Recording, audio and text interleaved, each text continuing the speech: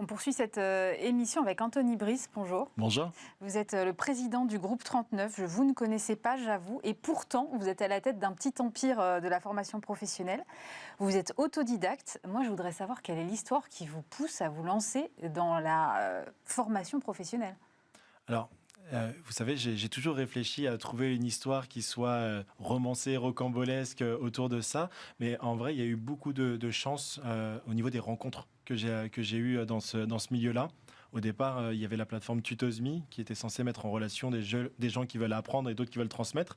Et au fur et à mesure, j'ai rencontré des personnes dans le monde de la formation qui m'ont dit qu'on avait une richesse au niveau de notre collectif de formateurs et qu'il fallait le mettre à disposition des organismes de formation, chose que j'ai faite. Et la croissance a fait qu'on a racheté des organismes de formation, qu'on a créé un univers autour de la formation.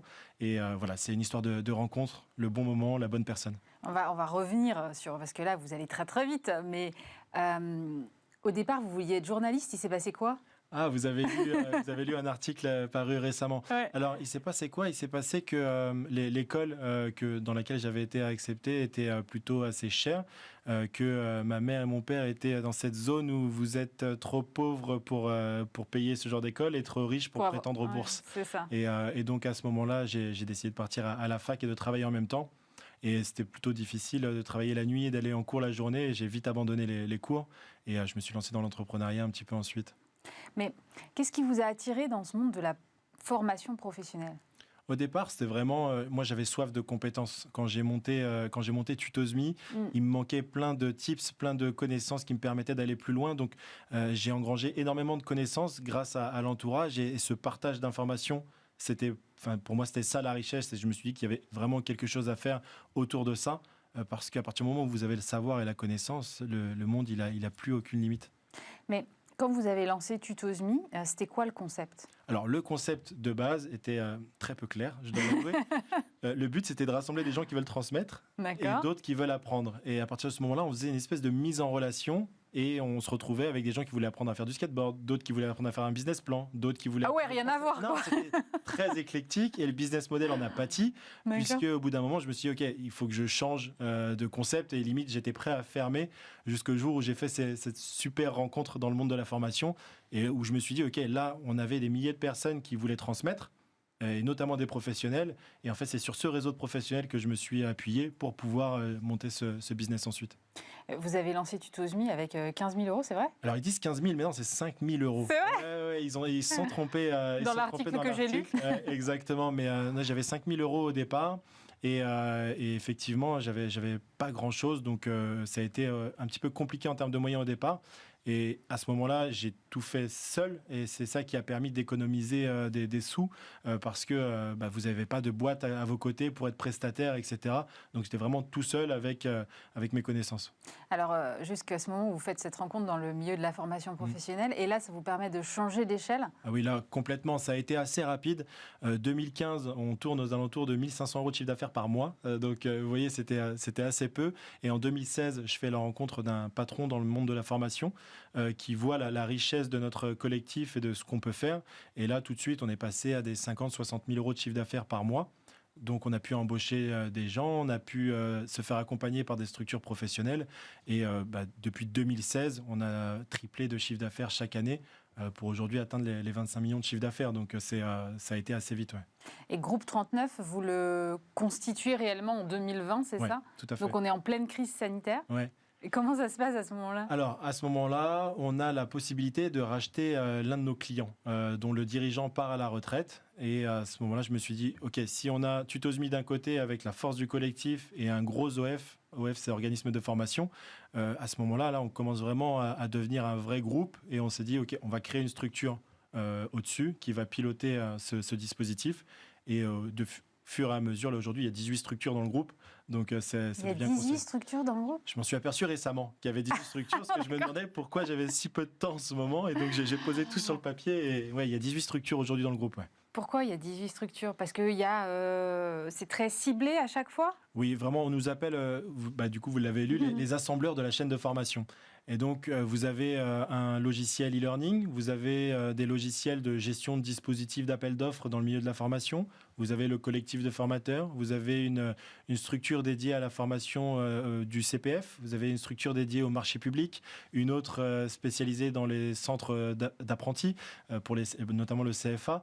Donc, à chaque fois, un business model différent, un modèle différent et autant de structures. Mais c'est hyper compliqué de se lancer dans la formation professionnelle. C'est très compliqué, effectivement, et je crois que, je ne sais pas si vous connaissez le film, je pense que oui, si j'avais su, je ne serais pas venu. C'est ça. Pour de vrai, au départ, si j'avais eu les connaissances du milieu de la formation professionnelle, non, je crois que je me serais perdu dans les méandres de tout, et je crois que c'est parce que justement, je ne savais pas que je suis venu.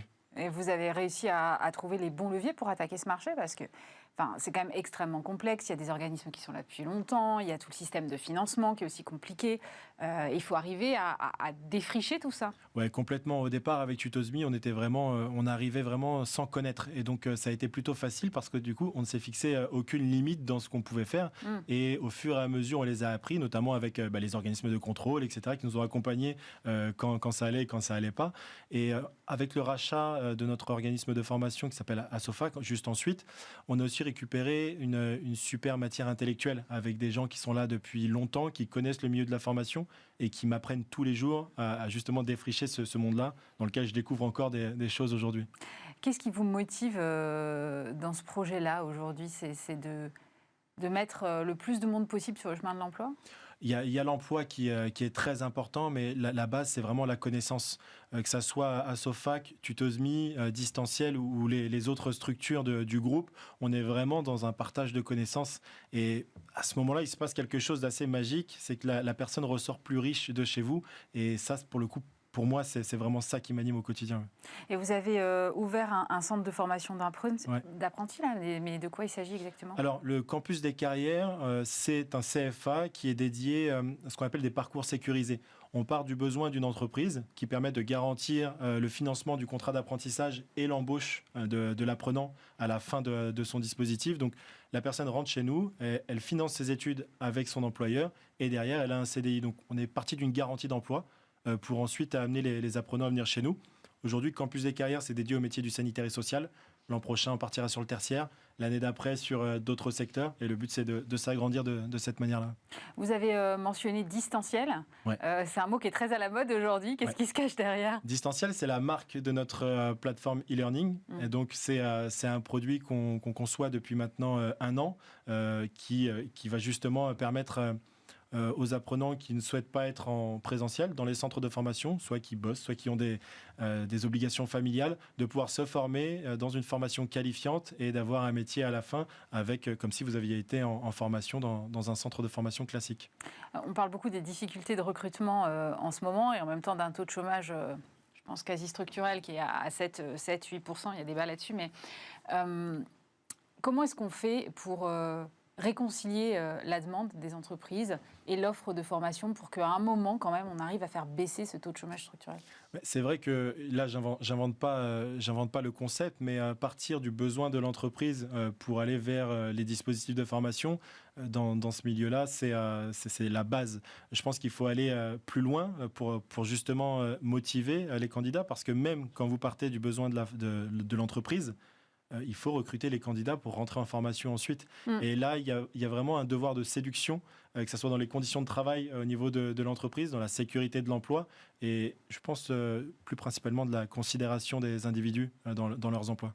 Et il y a beaucoup de boîtes, plutôt des grosses boîtes, mais qui aujourd'hui ont leur propre centre de formation, leurs propres écoles. Comment est-ce que vous regardez ça? Alors, je les regarde avec beaucoup d'attention, puisque je les aide à le faire. C'est le but aussi du groupe 39, d'être le support des entreprises qui veulent former leurs futurs salariés. Donc, on met en place des parcours de formation pour des entreprises. On leur met à disposition les formateurs via Tutosme. On leur met à disposition les parcours d'intégration via Distanciel. Donc, les CFA d'entreprise, comme on les appelle aujourd'hui, elles sont vues d'un bon œil du côté de chez nous et rejoignent ce que vous disiez juste avant sur le fait qu'on part du besoin de l'entreprise pour former ensuite ses futurs salariés. C'est un investissement. Vous avez parlé de beaucoup de métiers et pas finalement beaucoup de technologies. Des formations technologiques, c'est quelque chose que vous envisagez? On sait que les besoins seront immenses dans ce domaine. Oui, c'est vrai qu'aujourd'hui, tout ce qui est développement d'applications, développement de sites web, cybersécurité, c'est très à la mode. Il y a des bons organismes de formation qui le faisaient, qui le font toujours. Et le groupe 39 est positionné sur ce point-là, avec un gros travail qui est fait, notamment sur distanciel, pour pouvoir proposer prochainement des parcours sur le sujet.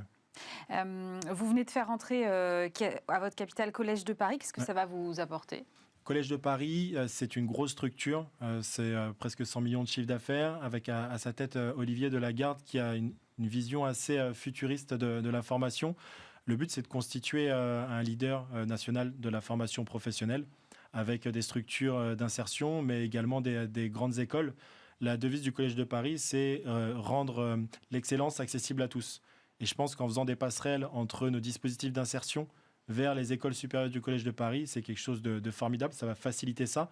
Et c'est un réseau mondial, Afrique, Asie, Amérique du Nord. Ça va permettre aussi de pouvoir développer nos différents services sur les différents continents. Vous avez raison, la formation est quelque chose, et l'accès aux compétences et au savoir est effectivement quelque chose de clé, surtout dans des carrières qui sont de plus en plus longues, avec des changements et des nouvelles formations professionnelles pour des reconversions. Ouais. La reconversion aussi est quelque chose qui vous intéresse? Alors, chez nous, c'est un gros pôle, la reconversion, parce que le collectif de formateurs Tutosmi, pour moi, c'est important de proposer aux personnes qui sont des professionnels de leur métier, notamment tout ce qui est artisanat. En fin de carrière, ces personnes ont envie de changement et pour le coup, les retrouver chez nous après avoir été formés au métier de formateur, avec le savoir de base de l'artisanat, ouais. Pour nous, c'est fantastique. Et donc, on travaille beaucoup sur ce domaine-là. J'ai lu aussi que vous étiez engagé auprès des jeunes des quartiers populaires avec l'association 100 000 entrepreneurs. Ouais. Pourquoi ce choix? De là d'où je viens, j'aurais aimé voir des exemples qui auraient pu me donner une certaine envie de l'entrepreneuriat.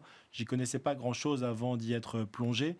Et c'est vrai que l'association 100 000 entrepreneurs, elle permet justement d'aller dans les quartiers, d'aller dans les collèges, les lycées et d'aller expliquer que rien n'est impossible si on s'en donne les moyens. C'est vrai qu'il y a un petit décalage encore parce que la jeunesse, vous savez, c'est toujours des rêves plein la tête où je vais rouler dans des belles voitures, je vais avoir beaucoup d'argent, etc. Je leur dis qu'avant d'en arriver là, il y a énormément de travail, de concessions à faire. Et on n'y arrive pas au bout de 3, 4, 5 ans. C'est sur la durée. Il y a beaucoup d'études là qui montrent que les jeunes ont énormément envie d'entreprendre. Vous le ressentez aussi quand vous faites vos interventions? C'est évident. Pourquoi? Parce qu'aujourd'hui, les contraintes, on ne les accepte plus comme avant. Vous savez, les jobs où on reste 40 ans et où, à la fin de sa carrière, on part à la retraite, ça existe très peu aujourd'hui. Les gens n'ont pas envie de revenus plafonnés. Ils n'ont pas envie de hiérarchie. La hiérarchie, c'est aussi un sujet. Et oui, je le sens au quotidien. Mais encore une fois, moi, j'interviens vraiment auprès de collégiens, lycéens. Ils ne sont pas encore mûrs. Ouais, il y a encore un degré de maturité qu'il faut passer pour justement arriver au point où on ressent vraiment l'envie de l'entrepreneuriat. Parce que là, les motivations ne sont pas toujours les bonnes. Donc moi, mon rôle au sein de cette association, c'est aussi pas de calmer les ardeurs, au contraire, je les encourage, mais de montrer le chemin, parce qu'il y a un vrai chemin avant d'arriver à cette réussite dont tout le monde parle. Et c'est important de les prendre dès le plus jeune âge aussi. C'est important parce que ça permet d'éviter de faire des erreurs ou alors de montrer quelles peuvent être les conséquences des erreurs. J'en ai fait beaucoup parce que pas aiguillé et si ça permet d'accélérer le chemin pour d'autres, moi ça me va, je signe. C'est quoi votre plus grosse erreur alors ? Ma plus grosse erreur, ça a été une association avec des amis. Au départ, on était 4 amis et je me suis associé avec 2 d'entre eux qui m'ont trahi et qui ont volé l'entreprise et sont partis monter un clone de la mienne. Donc ça, c'est mon erreur à moi. Confiance. Et votre plus belle réussite alors ? Ma plus belle réussite, ça aurait été de m'associer avec des amis. Parce qu'il en reste et cette aventure, elle est vraiment formidable avec eux. Merci beaucoup, Anthony Brice. Je rappelle que vous êtes président du groupe 39.